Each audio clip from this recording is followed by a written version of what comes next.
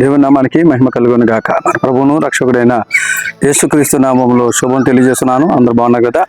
మరొకసారి పరిశుద్ధాత్మ దేవుడు యాదన్న గడియ అనేటువంటి దైవిక కార్యక్రమం ద్వారా మిమ్మల్ని మీ కుటుంబాన్ని దర్శించి ఈ విధంగా ఉదయకాల సమయంలో దేవుని మాటలు పంచుకోవటానికి పరిశుద్ధాత్మ దేవుడు నాకు ఇచ్చిన కృపను బట్టి దేవదేవుడికి వందనాలు చెల్లిస్తున్నాను. దేవుడు ఇంకా మిమ్మల్ని మీ కుటుంబాన్ని మీ బిడ్డలను ఆయురారోగ్యాలు మెండుగా దేవుడు దీవించునగాక. ఆమేన్. రండి దేవుని యొక్క వాక్యానందం. పరిశుద్ధాత్మ దేవుడు ఈరోజు మనతో మాట్లాడుకున్న అంశం ఏంటంటే, పరిశుద్ధాత్మ దేవుడు నన్ను ప్రేరేపించిన మాట, మీ కొరకు ప్రార్థన చేసినప్పుడు దేవుడు ప్రేరేపించిన మాట. ఈరోజు దేవుడు మనతో మాట్లాడుతున్న అంశం అలవాటు చేసుకొనుడి. దేవుడికి మహిమ కలుగును గాక. ఈరోజు దేవుడు మనతో మాట్లాడుతున్న అంశం ఏంటంటే అలవాటు చేసుకోవాలి. పరిశుద్ధ గ్రంథం నుంచి అపోస్తలుడైన పౌలు తెస్సలోనికీయులకు రాసిన మొదటి పత్రిక 5వ అధ్యాయం 15వ వచనం నుంచి 22 వచనాల వరకు ఉంటుంది. నేను ఒక వాక్యాన్ని చదువుతాను, మీరు జాగ్రత్తగా ఆలకిద్దాం. ఎవడును కీడునకు ప్రతి కీడును ఎవరికైనా చేయకుండా చూచుకొనుడి.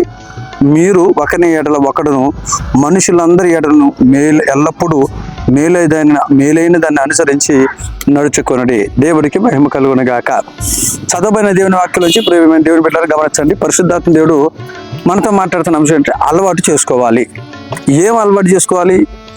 ఈ రోజున చాలా మంది చాలా అలవాటు చేసుకుంటున్నారు. పుట్టగానే అందరికి ఏమి రావు. మెల్లమెల్లగా క్రమంగా పెరిగే కొద్దీ రకరకాలుగా ఏమి అలవాట్లు, కొన్ని మంచి అలవాట్లు నేర్చుకుంటున్నారు. కొంతమంది వ్యర్థమైన అలవాటు చేసుకుంటున్నారు. కొంతమంది దేవుడికి విరోధమైన ఆలోచన అలవాటు చేసుకుంటున్నారు. చాలా రకరకాల అలవాటు చేసుకుంటున్నారు. అన్నీ అలవాటు చేసుకుంటున్నారు. ఒక మాస్టారు చెప్తున్నప్పుడు స్టూడెంట్ వాటిని చక్కగా అలవాటు చేసుకుంటున్నాడు. తల్లిదండ్రులు చెప్పిన వాటిని పిల్లలు చక్కగా మెల్లగా విని వాటిని అలవాటు చేసుకుంటున్నారు. కొంతమంది బంధువులు స్నేహితులు చెప్పిన అలవాటు చేసుకుంటున్నారు. మరి అలవాటు చేసుకుని ఏంటి? సంఘంలో సేవకుడు కానీ సంఘ కాపురి దేవుని యొక్క వాక్యం చేత చెప్తున్న మాటలు చాలా మంది అలవాటు చేసుకోవట్లేదు. అందుకే ఈ రోజున దేవుడు అంటున్నాడు, మీరు అలవాటు చేసుకోండి. ఏం అలవాటు చేసుకోవాలి? దేవుని యొక్క వాక్యం ఏమైతే చెప్తుందో, దేవుని సేవకుడు సంఘములు ఏమైతే మీకు బోధిస్తున్నాడో, దేవుని సేవకుడు వాక్యం ఎలా సెలవిస్తుంది, మీరు ఇలా బ్రతకండి, ఇలా నడవండి అని చెప్తున్నాడో దాన్ని అలవాటు చేసుకోవాలి. దేవుడికి మహిమ కలుగును గాక. ఎవరు ఏం చెప్పినా అలవాటు చేసుకుంటున్నారు, కానీ వాక్యం చెప్పింది, దేవుని సేవకుడు చెప్పింది అలవాటు చేసుకోవట్లేదు. అందుకే ఈ రోజున దేవుడు ఒక చిన్న వాక్యం చెప్తున్నాడు, మీరు అలవాటు చేసుకోవాలి. ఏం అలవాటు చేసుకోవాలి? వేటిని అలవాటు చేసుకోమని దేవుడు చెప్తున్నాడు. 2-3 విషయాలు చెప్పి నేను వాక్యాల్లో ముందుకెళ్తాను. దేవుడికి మహిమ కలుగును గాక. హల్లెలూయా. ఏం అలవాటు చేసుకోవాలి?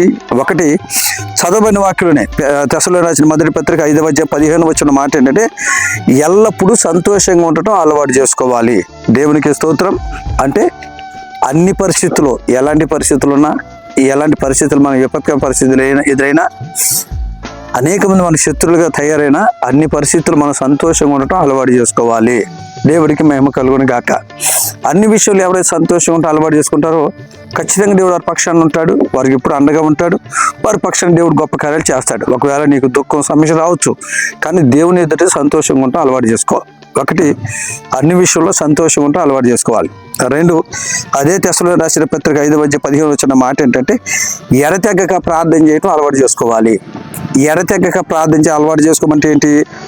అన్ని పరిస్థితుల్లో, ఎలాంటి పరిస్థితులు ఉన్నా ప్రార్థన చేయటం అలవాటు చేసుకోవాలి. కొంతమంది అన్నీ బాగుంటే ప్రార్థన చేస్తారు. పరిస్థితులు అనుకూలంగా ఉంటే, అనుకున్నవన్నీ జరిగితే ప్రార్థన చేస్తారు, మానగా ప్రార్థన చేస్తారు. ఏదైనా ఒక సమస్య వస్తే, బాధ వస్తే, కష్టం వస్తే ప్రార్థన చేయటం మానేస్తారు. అందుకే దేవునికి వాక్యం చెప్పబడుతుంది, ఎడతెగక ప్రార్థన చేయటం నేర్చుకుంటే ఎలాంటి పరిస్థితులు ఉన్నా ప్రార్థన చేయటం మాత్రం నేర్చుకో, అది మాత్రం మానద్దని దేవుని యొక్క వాక్యం ద్వారా దేవుడు చెప్తున్నాడు. అపోస్తలుడైన పౌలు తెస్సలోనికీయుల సంఘానికి చెప్తున్న మాటలు ఇవి. ఈ రోజున అన్ని పరిస్థితుల్లో మనం ప్రార్థన చేయటం అలవాటు చేసుకోవాలి. ఇంకొక మాట, ఆఖరి మాట చెప్తాను.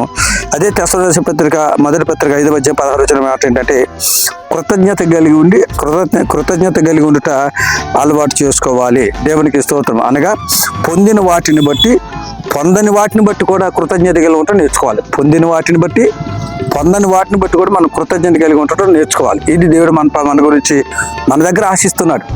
ఈరోజు మనం అలవాటు చేసుకోవాలి. ఈరోజు మనం అన్నీ అలవాటు చేసుకుంటున్నాం, కానీ సత్యమైనది, యథార్థతమైనది, నీతి కలిగిందని అలవాటు చేసుకోవట్లేదు. మన ఆధ్యాత్మిక పెంచేది మనం అలవాటు చేసుకోవట్లేదు. అందుకే దేవుడు చెప్తున్నాడు, ఈ విషయాన్ని కనుక మనం అలవాటు చేసుకుంటే దేవుడు మన పక్షాన ఉంటాడు. దేవుడు అనేక ఇబ్బందుల నుంచి మనం తప్పిస్తాడు. నీకు తోడుగా ఉంటాడు, నీకు చుట్టూ ఉంటాడు. నేను ఘనమైన వాడిగా తలగా దేవుడు నిలబెడతాడు. కనుక వీటిని అలవాటు చేసుకుందాం. దేవుడు మన పక్షం ఉండి మనం నడిపిస్తాడు. వీటిని అలవాటు చేసుకుంటే, ఒకటి, అన్ని విషయాల్లో సంతోషంగా ఉంటూ నేర్చుకోవాలి. 2, ఎడతెగక ప్రార్థన చేయటం అలవాటు చేసుకోవాలి. 3, అన్ని విషయంలో కృతజ్ఞత కలిగి నేర్చుకోండి, అలవాటు చేసుకోండి.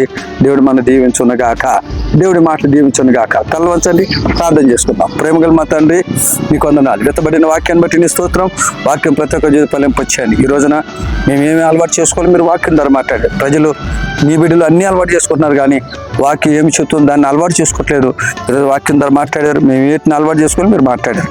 ఎవరైతే వాటిని అలవాటు చేసుకుంటామని తీర్మానం కలిగి ప్రార్థన చేసుకున్నారో వారి పక్షాన్ని మీరు వ్యాజ్యమాడి వారిని తలగా బయటికి వెళ్ళిన లోపలికి వచ్చిన దీవించి ఘనమైన స్థితిలో బిడ్డ నిలబెట్టమని యేసు నామములో అడిగి పొందుకొని ఉన్నాం తండ్రి. ఆమెన్. దేవుడు మిమ్మల్ని దీవించునుగాక. ఆమెన్.